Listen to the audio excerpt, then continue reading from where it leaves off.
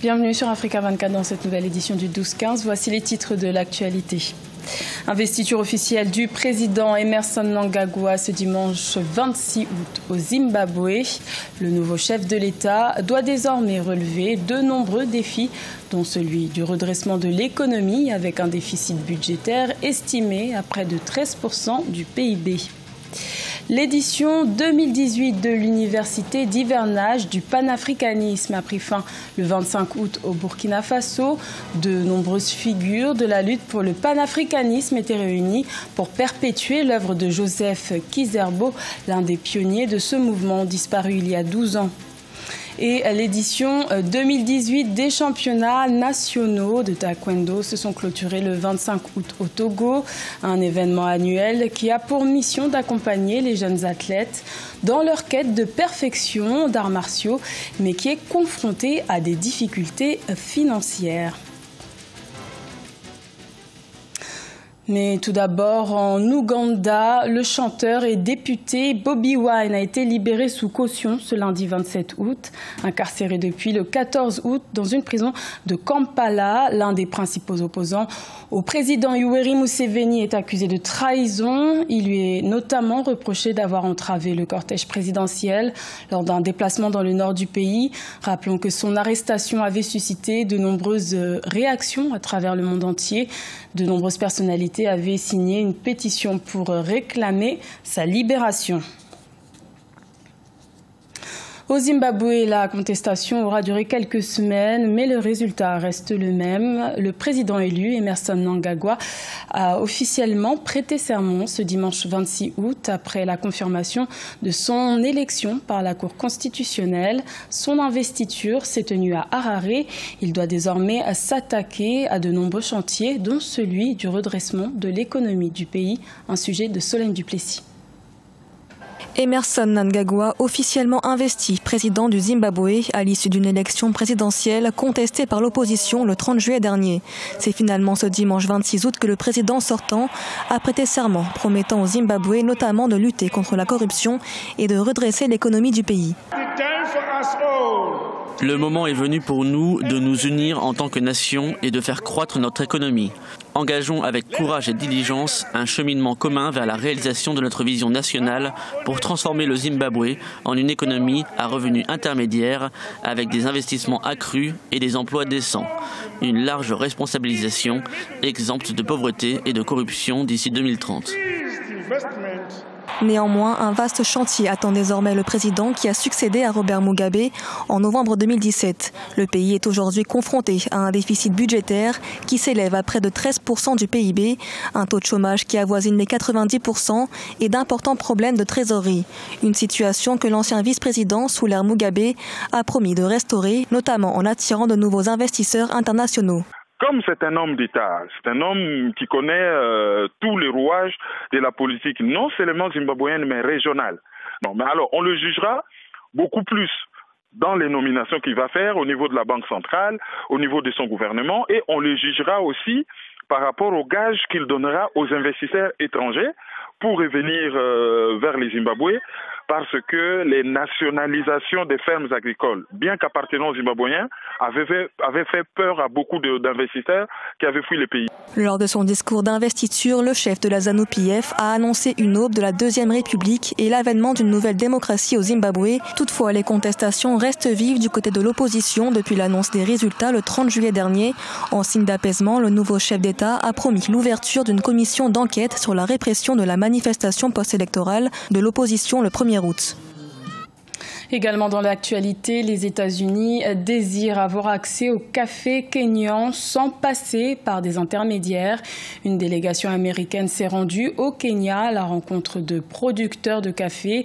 L'objectif de cette mission était de proposer aux fermiers kenyans d'importer directement leurs produits vers les États-Unis et d'avoir la possibilité de suivre l'évolution du prix de la matière première sur le marché grâce à une application en ligne. La balle est désormais dans le camp des producteurs kenyans qui doivent très prochainement faire part de leurs décisions. Le prochain sommet sur la coopération sino-africaine se tiendra les 3 et 4 septembre à Pékin en Chine. Il s'agira de la 3e rencontre de ce genre. De nouvelles mesures concernant le commerce et les investissements devraient être prises lors de cette rencontre pour dynamiser le développement économique du continent africain. Adidjatou Badawi. Les experts africains et chinois envisagent de nouvelles mesures de développement favorables à la transition économique du continent africain à l'issue du sommet de Beijing qui aura lieu les 3 et 4 septembre. Par ailleurs, le projet Ceinture et Route, qui a pour but la construction des grandes infrastructures à travers le continent, suit son cours. Le commerce et l'investissement sont les besoins les plus urgents des pays africains. Le couplage des infrastructures est un sérieux obstacle au développement de l'Afrique. L'initiative Ceinture et Route vient de réaliser l'interconnexion dans les 5 domaines suivants: infrastructure, politique, investissement, commerce et les échanges entre les peuples. La connectivité dans toutes les régions est ce que l'Afrique doit de toute urgence promouvoir.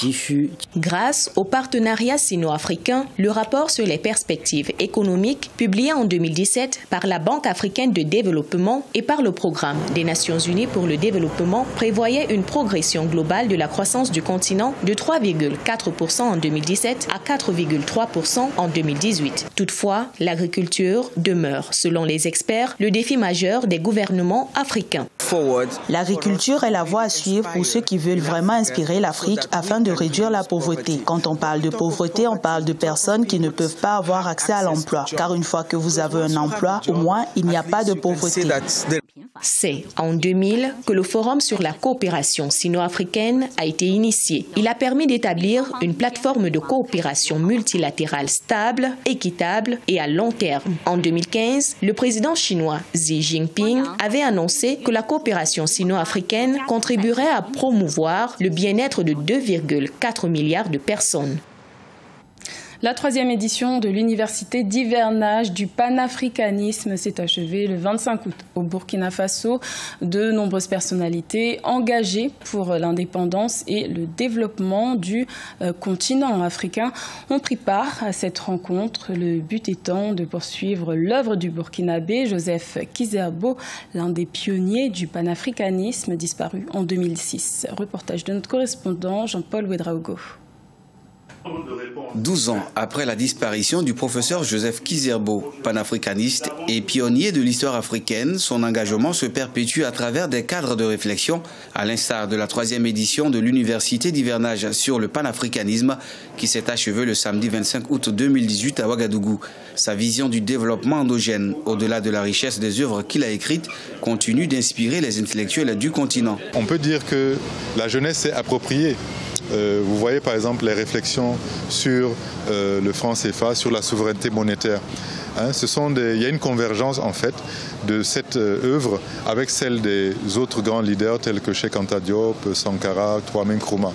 Donc on peut dire qu'elle vit sa propre vie et il y a une prise de conscience qui s'appuie sur cet acquis-là, qui se développe. Son œuvre est aussi amplement diffusée et les mouvements citoyens qui l'ont pour héritage montrent une appropriation progressive de l'avenir du panafricanisme selon des historiens. De mon point de vue, ce projet est toujours d'actualité, mais ça dépend du contenu qu'on met dans le thème panafricaniste. Le concept défendu par la Côte d'Ivoire est toujours d'actualité. La preuve, depuis 2008, il y a eu encore une invention, je dirais, d'intégration entre le Burkina Faso et la Côte d'Ivoire à travers le TAC, qui est une innovation majeure. Premier africain agrégé d'histoire, le professeur Joseph Kizerbo, durant sa vie, s'est engagé pour l'indépendance et le développement de l'Afrique. Il est aussi celui-là qui a révolutionné l'écriture de l'histoire africaine en intégrant les sources archéologiques et la tradition orale.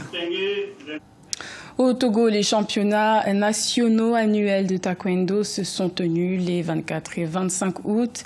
Près de 300 athlètes y ont participé à Lomé. Mais ces dernières années, la fédération fait face à des difficultés financières et sollicite une subvention de l'État. Reportage de notre correspondante Emefa Kofi. Seul sport olympique de combat autorisant les frappes avec le pied, le taekwondo est un art martial d'origine sud-coréenne. Au Togo, ce sport peine à bénéficier d'un véritable plan de développement, mais la Fédération togolaise de taekwondo n'entend pas baisser les bras.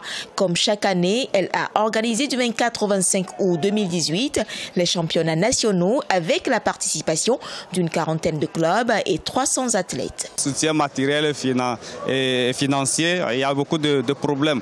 Donc les entraînements aussi, nous avons une salle d'entraînement de fortune. Mais nous aussi, nous sommes là, nous voudrons leur prouver que ce n'est pas l'argent qui nous intéresse, mais c'est le sport, c'est le taekwondo pour rehausser le niveau de taekwondo au Togo. Selon le président de la Fédération togolaise de taekwondo, l'organisation de cette compétition a nécessité plus de 5 millions de francs CFA. Une subvention de l'État est vivement souhaitée. Tout ce que moi je demande, c'est que le ministère de tutelle puisse nous accompagner à travers peut-être en mobilisant d'autres sponsors pour nous. Nous faisons déjà de notre mieux, mais ils doivent nous accompagner. Sinon, ça ne va pas. Bon, c'est pas au président seul de sortir les sous. Le ministère des Sports est à pied d'œuvre pour réformer cette discipline. Au classement général, le club Mercure du Togo est sacré champion de taekwondo édition 2018. Ce journal a été réalisé par l'ensemble de la rédaction. Merci de votre fidélité. L'information continue sur Africa 24.